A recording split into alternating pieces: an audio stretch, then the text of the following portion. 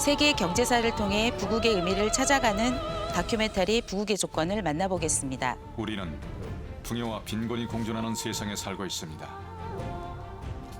어떤 나라는 부유하고 그 부를 쫓아 국경을 넘으려는 가난한 나라 사람들도 있죠.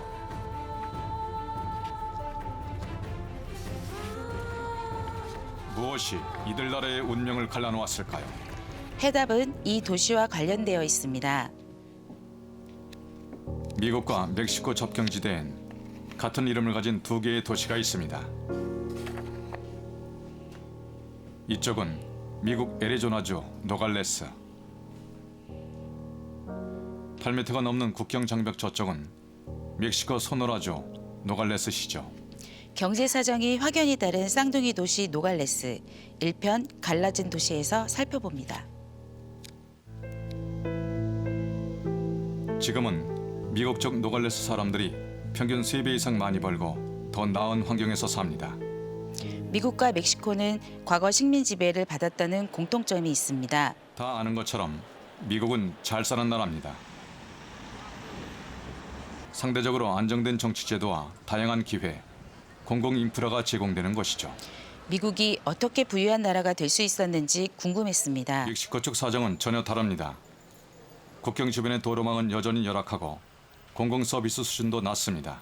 그렇다면 멕시코의 자원은 풍부할까요? 멕시코는 자원이 풍요로운 나라입니다. 세계 7위 규모의 석유 생산량을 비롯한 자원 부국. 부국과 빈국의 차이는 정치 경제적 제도에 달려 멕시코 있었습니다. 경제를 좀먹는 가장 큰 요인, 가장 청렴해야 할 판사의 절반 이상이 부패했을 정도입니다.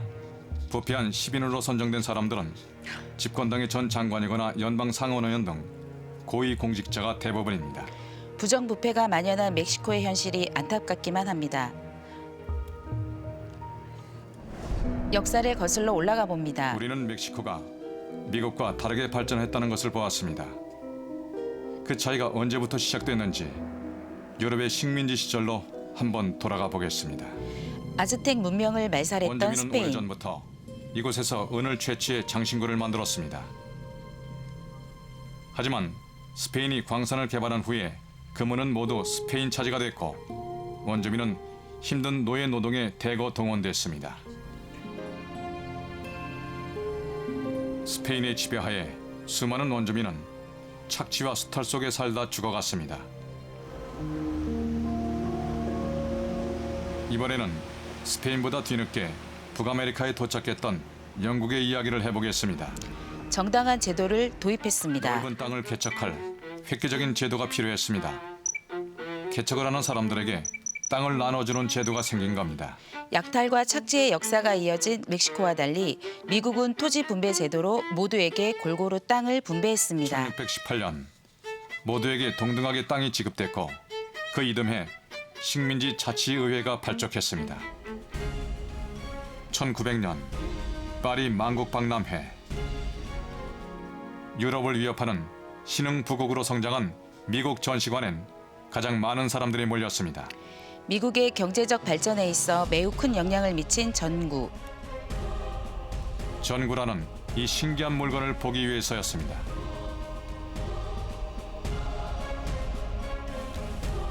도시의 밤을 환하게 밝힌 19세기 최고의 발명품. 바로 토마스 에디슨의 발명품이었죠. 그는 가난한 집 막내 아들로 태어나 잘 알려진 것처럼 정규 교육을 받지 못한 채 자랐습니다. 하지만 특허 제도는 배경과 신분을 가리지 않았습니다. 평등한 기회, 공정한 경쟁, 정당한 보상과 같은 제도 안에 다수의 사람을 포용할 때 그 나라는 번영의 길로 다가갔습니다.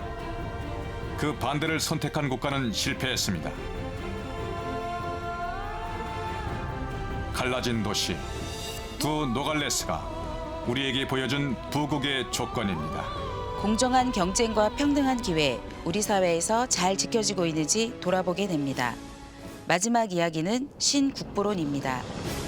아담 스미스의 국부론이 세상에 나온 지 240년.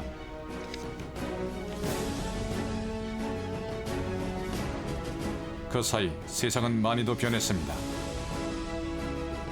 이제 국부의 정의를 새롭게 내려야 할 때입니다. 한때 세계 2위 경제대국이었던 일본. 대한민국 경제의 롤 모델이 되었던 나라. 일본 앞에 붙여졌던 이 화려한 수식어는 이제 과거형일 뿐입니다. 2011년 원전 사고가 일어난 후쿠시마로 가봅니다. 반경 10km 이내 지역은 지금도 거지와 통행이 불가능합니다. 이후 후쿠시마의 인구 감소는 심각했는데요. 또한 정책의 문제로 극심한 양극화 사회가 되고 불황을 맙니다. 타개하기 위해 일본 정부는 수출 대기업을 살리는 정책을 우선적으로 펼쳤습니다. 고용 조건을 완화시켜주자 기업은 정규직은 줄이고 비정규직을 크게 늘렸습니다. 반면 정부는 세금은 늘리고 사회보장은 줄이면서 실질적인 국민소득은 낮아져 빈부격차만 벌어지게 된 것입니다. 이번에는 네덜란드입니다. 우리나라 경상남북도 크기의 국토. 그중 20%는 물에 잠기는 황무지였던 나라 네덜란드. 가진 것이라곤 유럽의 관문이라는 지리적 이점 하나가 전부였습니다.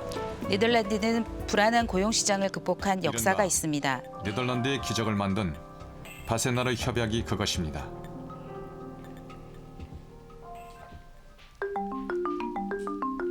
노동자가 임금 인상을 억제하는 대신 기업은 일자리를 나눠 파트타임직을 늘리기로 합니다. 정부는 세금 감면으로 기업 부담을 덜어줍니다. 실직자들에겐 실업급여를 지급하고 재교육을 통해 취업을 알선해주는 것입니다. 바세나르 협약은 시간이 지나면서 더욱 정교하게 다듬어졌습니다.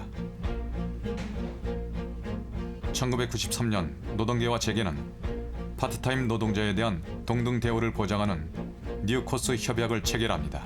싱가포르도 가볼까요? 인구 300만의 작은 도시국가 싱가포르. 한때 우리나라와 함께 주목받는 개발도상국이었지만 지금은 1인당 국민소득 5만 달러가 넘는 세계적인 부국으로 성장했습니다. 하지만 과거에는 가난한 나라였습니다. 말레이시아 연방에서 1965년 독립한 싱가포르. 당시만 하더라도 1차 산업을 기반으로 한 나라 살림은 가난하기 그지없었습니다. 과연 어떻게 부국의 길을 걸을 수 있었을까요? 하지만 국가 지도자 리콴유의 등장으로 싱가포르는 달라지기 시작했습니다. 독재라는 비판도 있었지만 리콴유는 강력하고 과감한 정책으로 부패를 척결해 나갔습니다. 리콴유는 세계 최고의 청렴한 정부를 세우길 원했는데요. 2022년 현재도 싱가포르는 아시아에서 가장 청렴도가 높습니다.